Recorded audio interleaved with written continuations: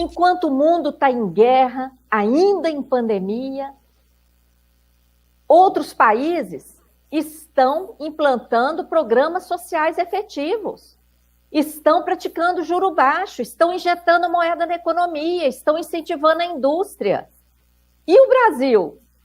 O Brasil está fazendo o contrário disso, está destruindo a economia brasileira.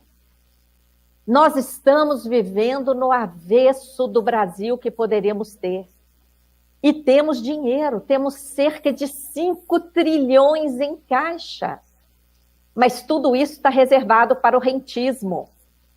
Possuímos imensa reserva de petróleo, mas a Petrobras, olha aí, está aplicando um preço fictício do PPI, como se nós importássemos tudo.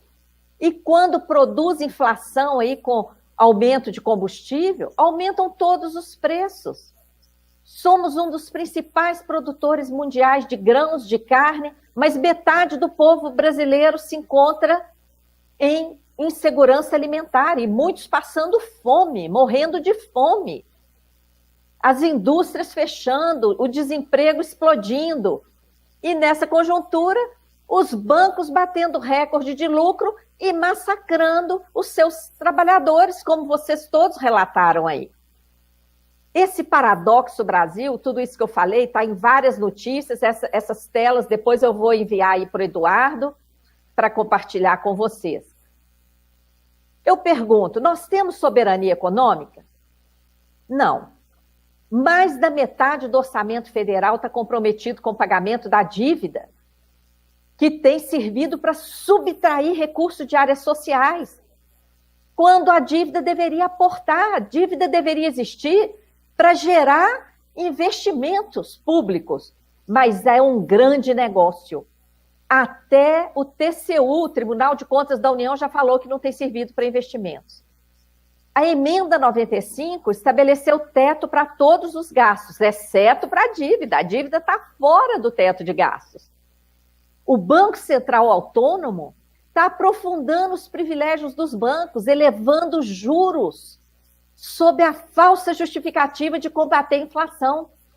Inflação que tem origem no aumento de preços administrados e preços de alimentos. E tais preços não se reduzem quando aumenta o juro. Temos aí um modelo tributário completamente do avesso também, com privilégios para os grandes rentistas, grandes lucros, os ricos exportadores, do grande agronegócio, da mineração. E quem paga imposto é a classe trabalhadora e os mais pobres, porque a maior arrecadação é sobre o consumo, não é? Então, até o miserável paga imposto, enquanto os banqueiros recebem bilhões de lucro e não pagam nada, porque a distribuição de lucro é isenta. E diante de qualquer atitude para mudar alguma dessas medidas aí, enfrentar a dívida, enfrentar os privilégios financeiros, os privilégios tributários, o que falam? Se fizer alguma coisa, o capital foge. Por que foge? Porque não há controle de capitais no Brasil, e isso precisa acontecer. Por que estamos do avesso? Porque quem de fato manda no Brasil, gente, é o BIS. O BIS, Banco Central dos Bancos Centrais, fica lá na Basileia, na Suíça, e de lá dita as regulamentações que o Banco Central do Brasil ajoelha, obedece, aplica, massacrando a economia do país. Estamos sob a ditadura do capital. Banco estrangeiro dando ultimato para que o Brasil aprove mais contra a reforma da Previdência, aprove contra a reforma administrativa, privatize tudo. E o que está acontecendo? O Brasil está obedecendo. O Banco Central já aumentou a Selic para 12,75 sob falsa justificativa de combater a inflação. Como eu falei, aumentar juro não serve para controlar o tipo de inflação que existe no Brasil, que decorre de erro de política agrícola e agrária, fictício preço aplicado pela Petrobras, como se importássemos tudo, não é? E olha a vergonha. Está nos jornais, o Brasil caminha para ser paraíso rentista. Que vergonha! Paraíso rentista, enquanto metade da população está em segurança alimentar, milhões de desempregados, subempregados, desesperados, e quem está empregado está sendo muito explorado. O Banco Central está servindo a quem? 10 aumentos da Selic e a inflação continua crescendo. Por isso, a Auditoria Cidadã está lutando por uma CPI do Banco Central. Essa tabelinha, talvez não esteja dando para vocês lerem aí, mas o link está aí. Como eu falei, eu vou mandar a palestra para vocês. O próprio Banco Central publicou, a cada 1% de aumento na Selic, o governo tem um prejuízo de 34,9 bilhões com juros anuais da dívida. A cada 1%. Se a Selic saiu de 2 e já está em 12,75, nesse um ano, nós estamos falando, gente, de quase 400 bilhões de prejuízo, só decorrente do aumento da Selic na dívida pública, fora o reflexo disso nos juros de mercado e em toda a economia do país. A Auditoria Cidadã da Dívida tem denunciado essa atitude suicida do Banco Central, com vários posts, várias publicações, denunciando que esse tipo de política não controla a inflação, que está aumentando a transferência de dinheiro da população para banco. Questionamos, né? Responde aí, Banco Central, subir juro vai reduzir preço de combustível? Olha aí o resultado da política. Brasil está entre os campeões mundiais do desemprego, tá? E o PPI, o preço de paridade com importação, não é paridade internacional, como a mídia mente também todo dia. É paridade com importação. Extrai dinheiro da população e aumenta o lucro da Petrobras. Vocês viram? 101 bilhões de lucro distribuído aos acionistas. E a parte do lucro que vai para o governo, ele paga dívida. Olha aí o Banco Central mentindo. Subir juro não reduz o tipo de inflação que existe no Brasil. Porém, subir juro aumenta o lucro dos bancos. Vocês certamente viram esse anúncio que os bancos que atuam no Brasil, 4 bancos que atuam no Brasil, o Santander, o Itaú, Banco do Brasil e Bradesco, estão entre os 10 mais lucrativos do planeta. 4 no Brasil. Isso diz muito sobre a política econômica e monetária. E quando eles anunciam queda de lucro, é porque eles aumentaram as provisões, que diminuem o lucro, mas depois essas provisões são revertidas e o lucro é distribuído. Esse gráfico aí do lado é do site do Banco Central, que prova isso. Essa crise que nós enfrentamos e que massacra a classe trabalhadora, massacra o povo pobre, ela foi fabricada. Ela foi fabricada pelo Banco Central. Tem vídeo, tem artigo sobre isso. Vocês podem acessar os links depois, tá? Como é que o Banco Central fabricou? Subindo absurdamente a Selic, que vocês viram ali, a partir de 2014, 2015, chegou em 14,25, ficou nesse patamar indecente mais de um ano.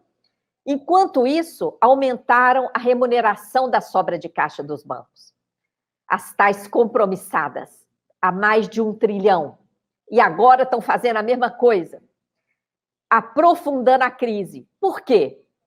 Porque a crise fabricada serve de justificativa para tudo. Serviu de justificativa lá atrás para aprovar a PEC do teto, a emenda 95, que colocou teto em tudo, exceto na dívida.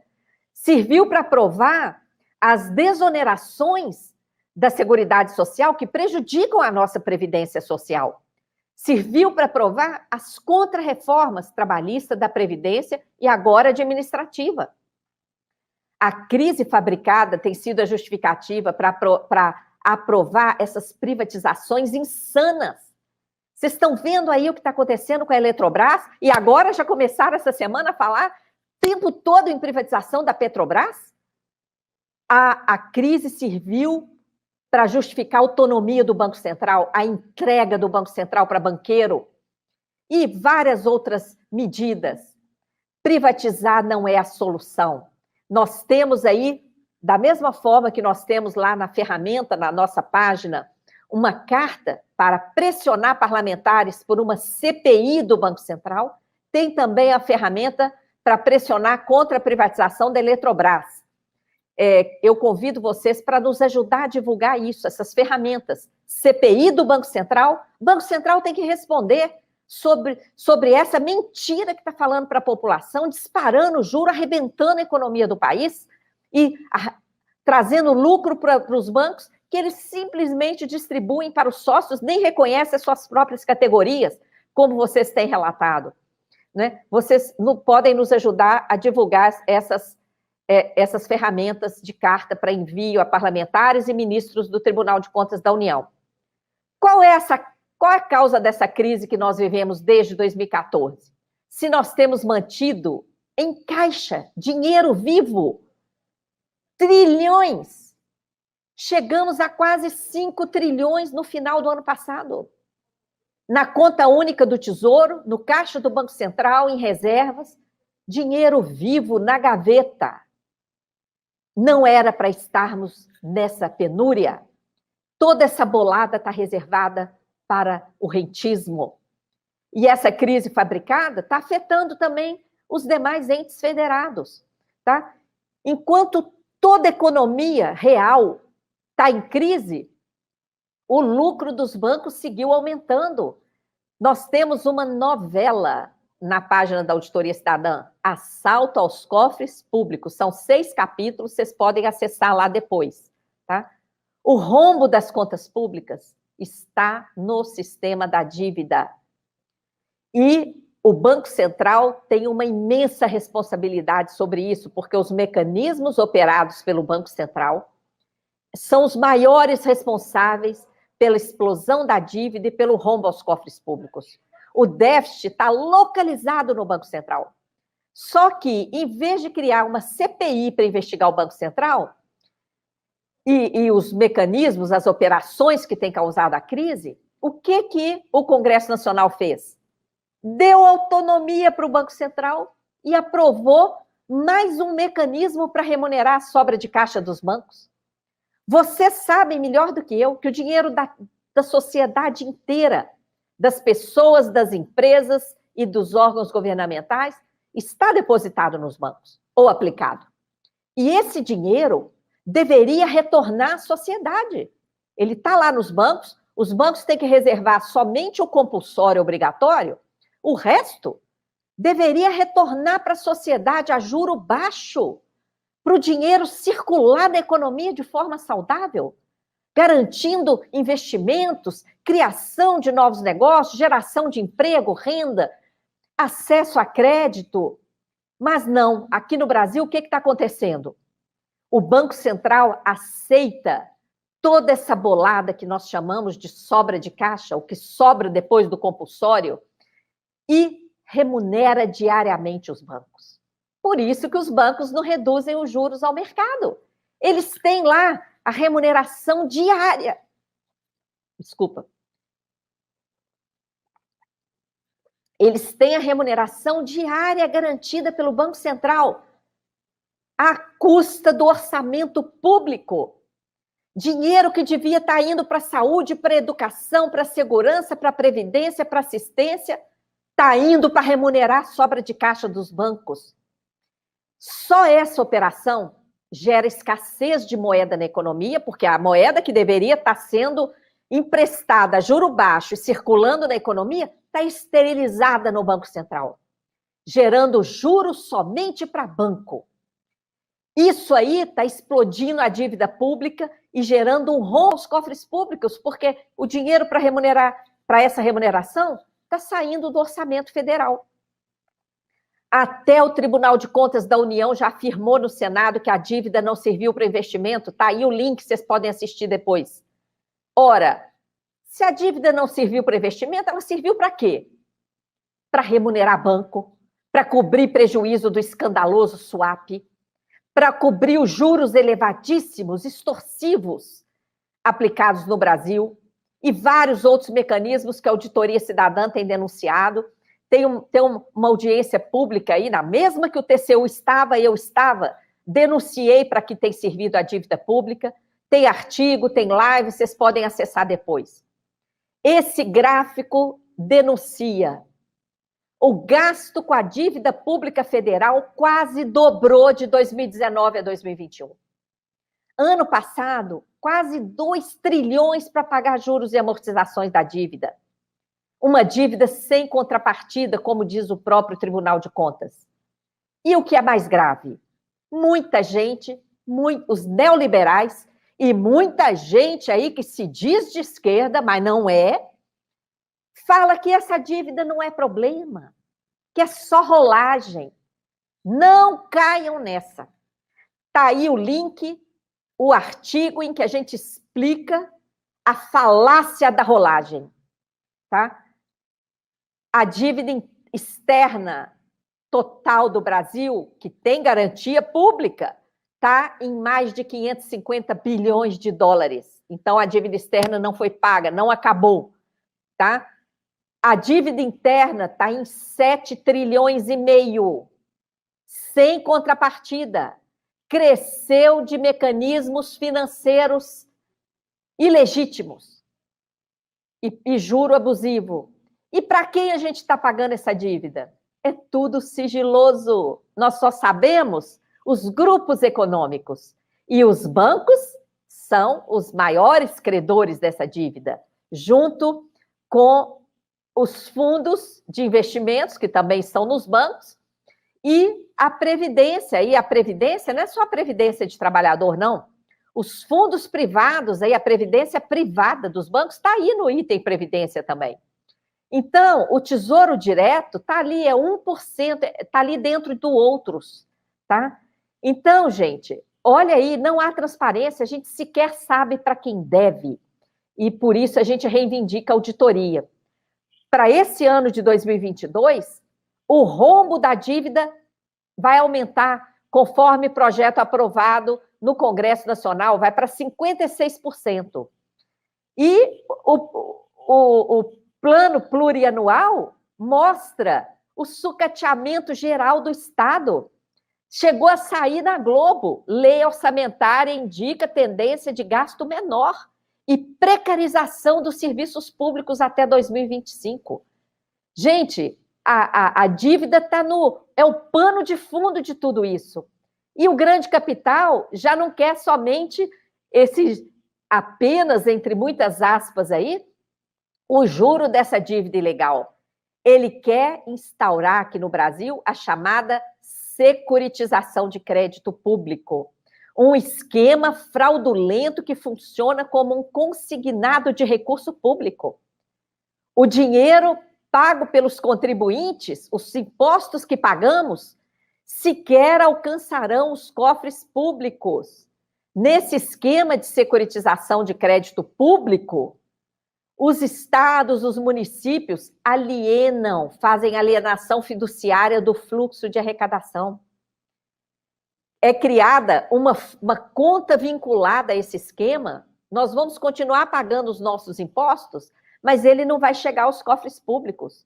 Isso aí é um esquema fraudulento e vocês, dos sindicatos, dos bancários, precisam nos ajudar nessa denúncia, porque chegaram a tentar colocar isso na Constituição no ano passado. Nós tivemos uma vitória impressionante ao retirar os dispositivos que tentavam colocar esse esquema na PEC 23. Mas o mercado não vai desistir, não. Nossa luta é por uma auditoria da dívida. A auditoria está prevista na Constituição. O plebiscito popular do ano 2000 colheu mais de 6 milhões de votos, exigindo auditoria dessa dívida. A dívida está por trás de todo esse modelo. Agora, ano eleitoral, nós criamos uma carta aberta dirigida a todos os partidos políticos, com um anexo questionando os candidatos. Vamos publicar tudo na nossa página. Essa carta aberta vai ser apresentada na nossa live nessa segunda-feira. Já convido vocês a assistir no canal do YouTube da Auditoria Cidadã da Dívida, às 19 horas. Eu vou apresentar publicamente essa carta e conto com vocês para ajudar na divulgação. Olha, para virar o jogo, o nosso povo e principalmente as nossas lideranças políticas, sindicais, de movimentos sociais, têm que conhecer a realidade. Não é à toa que a grande mídia não fala do sistema da dívida, não é à toa que quem está aí apoiando esse projeto neoliberal de massacre do povo e da classe trabalhadora não fala da dívida. Tá? Nós temos que criar uma grande mobilização social consciente que só vai acontecer a partir do conhecimento. O povo precisa conhecer a riqueza do Brasil e o veículo do roubo dessa riqueza, para se mobilizar. Para isso, temos que ter ações concretas. Rejeitar a PEC 32, revogar a emenda 95, investigar o Banco Central, apoiar lá a campanha por uma CPI do Banco Central, apoiar a campanha pelo limite dos juros no Brasil, uma campanha que nós estamos gestando, nós estamos criando, está em fase de criação. E eu deixo aqui publicamente nesse encontro um pedido aos sindicatos dos bancários para nos apoiarem nessa construção. Precisamos de vocês. Apoiar a auditoria da dívida com participação social para investigar esse rombo e romper com esse modelo. Contamos com vocês, temos aí na página da Auditoria Cidadã a campanha É Hora de Virar o Jogo, com vários vídeos que vocês podem acessar também. Agradeço a possibilidade de participar aí com vocês e aguardo vocês em nossas redes sociais. Muito grata, sigo à disposição.